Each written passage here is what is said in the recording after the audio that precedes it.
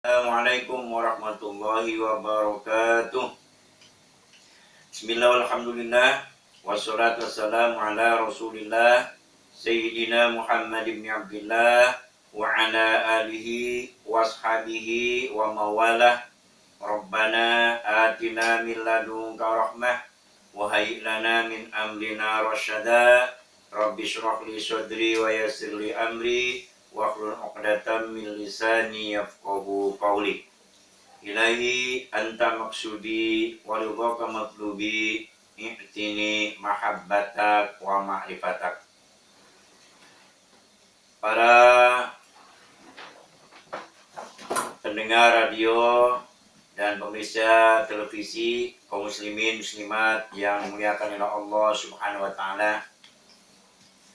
Banyak orang menduga bahwa istighfar itu hanya urusan orang-orang yang banyak maksiatnya, banyak dosanya. Banyak orang mengira bahwa maksiat itu hanya urusan orang-orang yang zalim. Banyak orang yang menyangka bahwa istighfar itu hanya urusan orang-orang yang suka mengambil hak milik orang lain. Padahal istighfar tidak hanya urusan orang-orang yang zalim. Istighfar tidak hanya urusan orang-orang yang suka mengambil hak milik orang lain. Istighfar tidak hanya urusan orang yang banyak dosa dan maksiatnya. Tapi istighfar adalah urusan kita semua. Istighfar juga urusan orang-orang yang beriman dan bertakwa kepada Allah SWT. Istighfar juga urusan orang-orang yang soleh dan soleha. Orang-orang yang taat dan patuh kepada Allah dan Rasulnya. Bahkan istighfar juga urusan para nabi dan rasul. Artinya, para nabi dan rasul juga beristighfar, mohon ampun kepada Allah Subhanahu wa taala. Nabi Adam alaihissalam juga beristighfar, Rabbana zalamna anfusana wa illam taghfir lana wa tarhamna lanakunanna minal khasirin. Nabi Nuh alaihissalam juga beristighfar, Rabbi gfirli wa liwalidayya wa lil mu'minina yawma yaqumul hisab. Nabi Musa alaihissalam juga beristighfar, Anta waliyuna faghfir lana warhamna wa anta khairul ghafirin. Nabi Ibrahim alaihissalam dan Nabi Ismail alaihissalam, ayah dan bapa juga beristighfar, mohon ampun kepada Allah SWT. Rabbana waj'alna muslimaini laka wa min dzurriyyatina ummatan muslimatan lak wa arina manasikana wa tub alaina innaka antat tawwabur rahim. Bahkan Nabi kita, Nabi Muhammad SAW juga beristighfar, mohon ampun kepada Allah SWT. Bahkan istighfar Nabi kita lebih panjang dibandingkan dengan lafaz-lafaz istighfar para nabi lainnya. Oleh karenanya istighfar Nabi kita dikatakan dengan Sayyidul Istighfar, rajanya istighfar karena panjangnya istighfar itu. Allahumma anta rabbi la ilaha illa anta khalaqtani wa ana 'abduka wa ana 'ala dika wa 'adika mastata'tu a'udzu bika min syarri ma sana'tu abu'u laka bi ni'matika 'alayya wa abu'u bi dzambi faghfirli fa innahu la yaghfiru dzunuba illa anta. Timbul pertanyaan, kenapa para nabi, para rasul, bahkan Nabi kita Muhammad SAW beristighfar kepada Allah Subhanahu wa taala?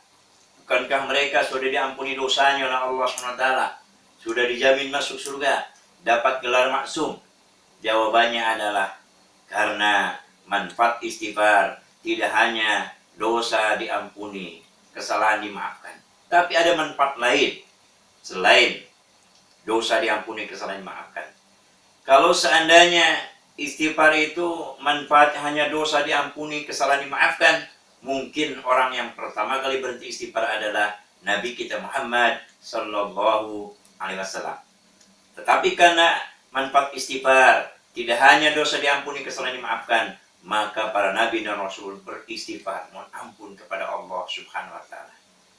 Apa saja kalau begitu manfaat-manfaat yang akan kita dapatkan, yang kita akan peroleh ketika kita memperbanyak istighfar, mohon ampun kepada Allah Subhanahu Wa Taala. Yang pertama, kita lihat dalam surah An-Nuh ayat 10-12. Di situ Allah SWT berfirman, Fakultu astaghfiru rabbakum innahu kana ghafara yursilis sama alaikum midrara wa yumdidkum bi amwali wa banin, wa yaj'al lakum jannatin, wa yaj'al lakum anhara. Dalam ayat ini ada 5 manfaat istighfar. Ada 5 manfaat istighfar. Fakultu, saya berkata, ini ungkapan Nabi Nuh alaihissalam. Fakultu, saya berkata, saya mengatakan kepada kaumku, kata Nabi Nuh alaihissalam, istaghfiru rabbakum innahu kana ghaffara. Minta ampunlah kalian kepada Tuhan kalian. Sesungguhnya Tuhan kalian Maha Pengampun lagi Maha Penyayang. Apa yang akan kita dapatkan ketika kita beristighfar? Dilanjutkan dalam ayat berikutnya, yursilis sama alaikum midrara. Allah akan turunkan hujan. Jadi kalau nanti kita musim kemarau, sehingga banyak musibah biasanya kalau musim kemarau, ada hutan dibakar, maka mari kita masing-masing beristighfar, mohon ampun kepada Allah SWT dengan niat dan tujuan agar turun hujan. Insya Allah turun hujan. Karena ini dasarnya dalilnya. Yursilis sama alaikum midrara. Allah turunkan hujan dengan deras, tapi hujan yang tidak menimbulkan masalah. Yang kedua dan yang ketiga, wa yumdidukum bi amwali wa banin. Allah Subhanahu wa taala akan memperbanyak anak dan harta dengan beristighfar. Jadi tergantung niat kita beristighfarnya. Kalau niat kita ingin mendapatkan anak, ingin mendapatkan harta yang banyak, insya Allah akan dikabulkan oleh Allah SWT. Ada kisah menarik yang ingin saya ceritakan pada kesempatan ceramah kali ini. Itu ada orang yang sudah puluhan tahun tidak punya keturunan, tidak punya anak, sudah berobat kemana-mana, sudah berobat ke berbagai macam dokter yang hebat, bahkan sudah berobat ke luar negeri, dengan herbal juga sudah pernah dilakukan, dengan urut juga sudah pernah dilakukan, tetapi tak kunjung punya keturunan. Suatu ketika dia mendengarkan siaran radio, ya, tidak sengaja dia mendengarkan siaran radio, yang kebetulan saat itu temanya tentang dahsyatnya istighfar. Hebatnya istighfar, keutamaan istighfar. Dijelaskan oleh pembicara tersebut bahwa manfaat istighfar itu bisa memperbanyak anak dan keturunan. Dalam surah An-Nur ayat 10-12. Begitu pulang dia sampaikan kepada istrinya, wahai istriku, mulai saat ini mari kita beristighfar, mohon ampun dengan niat dan tujuan agar kita punya anak. Akhirnya suami istri pun beristighfar, mohon ampun kepada Allah SWT dengan niat punya keturunan. Tidak berapa lama kemudian, maka si istri pun hamil. Begitu sudah selesai masa nifatnya, maka si suami pun ngomong lagi kepada istrinya, wahai istriku, mari kita beristighfar lagi untuk mendapatkan anak yang kedua. Maka suami istri pun beristighfar lagi, mohon ampun kepada Allah SWT dengan niat punya keturunan. Tidak berapa lama kemudian hamil lagi istrinya. Begitu habis masa nifatnya, suaminya ngomong lagi, wahai istriku, mari kita beristighfar, mari kita mohon ampun kepada Allah SWT dengan niat dan tujuan ingin punya anak yang ketiga. Tidak berapa lama kemudian istrinya pun hamil lagi.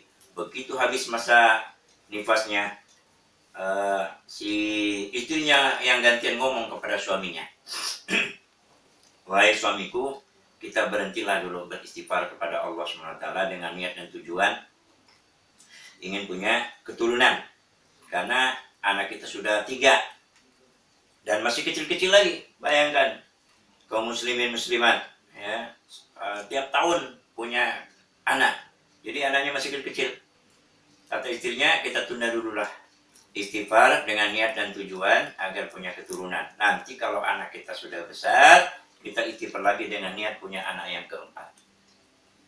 Begitu anaknya sudah besar, suaminya ini menagih janji, wahai istriku, anak-anak kita sudah besar, mari kita beristighfar lagi untuk mendapatkan anak yang keempat.